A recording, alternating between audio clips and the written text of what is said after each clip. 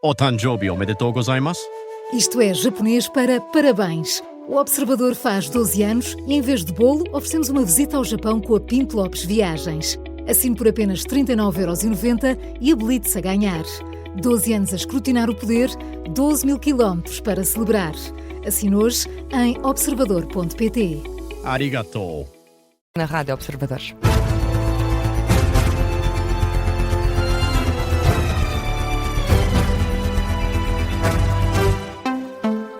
Jornal das 10, edição da jornalista Diana Rosa. E Diana, começamos com António José Seguro, que pede o fim da cultura de desorganização e do jogo de culpas na política. Num discurso, numa iniciativa do Jornal Eco, no Centro Cultural de Belém, o chefe de Estado defendeu que o país precisa de mudanças de mentalidade que promovam a confiança dos portugueses. Seguro apontou ainda o dedo à constante procura de culpados, considerou que também os meios de comunicação têm responsabilidade, uma responsabilidade a que não se podem esquivar. Palavras do Presidente.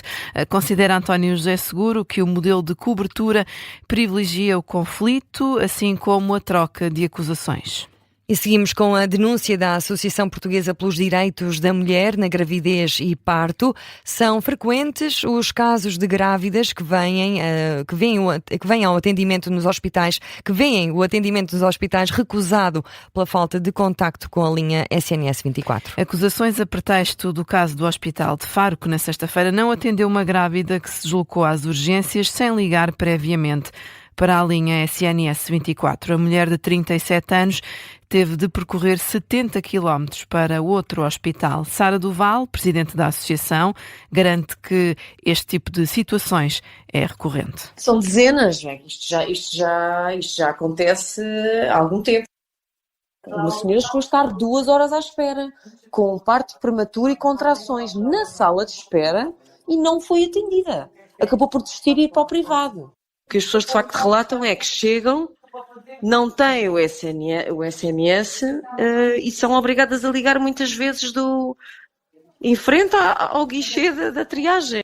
A presidente da Associação Portuguesa pelos Direitos da Mulher na Gravidez e no Parto considera que este tipo de casos viola o mais básico dos direitos, que é o acesso à saúde.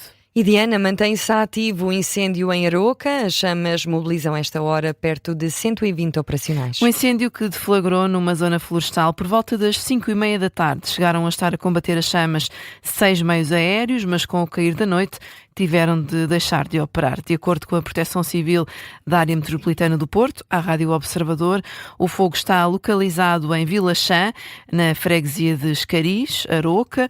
De acordo com o Comando Metropolitano, não há neste momento indicação de casas em risco, nem estradas cortadas. E todos os distritos do país, com exceção de Faro, estão sob aviso amarelo por causa das temperaturas elevadas. O tempo quente vai manter-se em Portugal continental até quinta-feira, estando praticamente todo o território sob uma onda de calor. O Instituto Português do Mar e da Atmosfera prevê para os próximos dias várias regiões do país sob perigo de incêndio muito elevado. Hoje, por exemplo, em Mora, no distrito de Évora, foram registados 39,2 graus, é um recorde para esta altura do ano.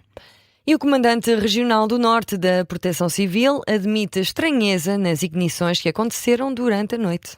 Que acontecem, não aconteceram, mas acontecem normalmente, Rita, ainda que desconheça negócios ilícitos associados à prevenção ou combate de incêndios rurais. É a garantia deixada por Carlos Alberto Alves, na Comissão Parlamentar de Inquérito aos Negócios dos Incêndios. O Comandante Regional do Norte da ANPC foi ouvido hoje durante aproximadamente 1h30 pelos deputados. Disse estranhar a quantidade de ignições em período noturno, mas reafirmou várias vezes que desconhece a existência de qualquer suspeita quanto a negócios, quer com a compra de material e equipamentos, quer com ignições deliberadas. Carlos Alberto Alves defende mais investimento na vigilância e na prevenção. E na política, Luís Montenegro quis afastar-se esta tarde das polémicas com o Ciresp e desviar-se dos puxões de orelhas do Presidente da República. Hoje foi dia de debate quinzenal. Com a ajuda de Hugo Soares, o Primeiro-Ministro desvalorizou a polémica com a escolha do Presidente do Ciresp e tentou mostrar que os recados de António José Seguro já fazem parte da estratégia do PTRR. Tudo isto num debate com recurso a muitas figuras animadas. Miguel Viterbo Dias. Foi um debate em modo banda desenhada. Olho para o deputado André Ventura e faz-me lembrar o Lucky Luck.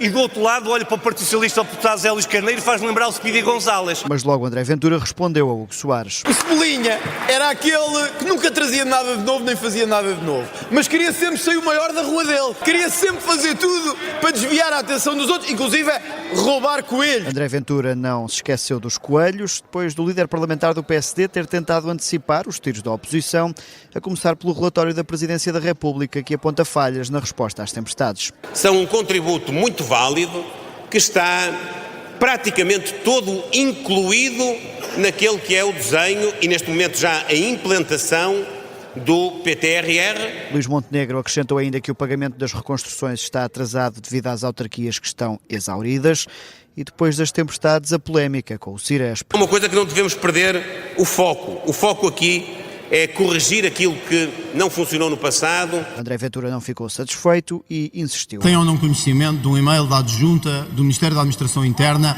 a procurar alterar as conclusões de um relatório? Sr. Primeiro-Ministro? Não tenho. Não me parece que esteja a dizer a verdade ao Parlamento, nem que não saiba efetivamente de que é que estamos a falar. A troca de palavras entre ambos, com Luís Neves irritado na bancada do governo. Sobre o Ciresp, o PS nada disse, depois de ter defendido o nome escolhido pelo ministro. O líder socialista apontou falhas na saúde e aumento do custo de vida. As pessoas e as suas vidas estão cada vez pior, Sr. Primeiro-Ministro. Estão pior por causa do custo de vida. Também Paulo Raimundo, do PCP, acusou o Executivo de governar só a pensar nos mais ricos, mas mostrou-se solidário com o chefe do governo. O ataque brutal, com o pensamento no século XIX, com o pacote laboral. Se não houvesse ritmo, então o que é que seria de nós? Paulo Raimundo a fazer referência ao reparo de Pedro Passos Coelho sobre a falta de ritmo do governo, num debate em que o LIVRE voltou a pedir para que o Executivo abandone a reforma laboral, que o Bloco apelidou de zombie legislativo.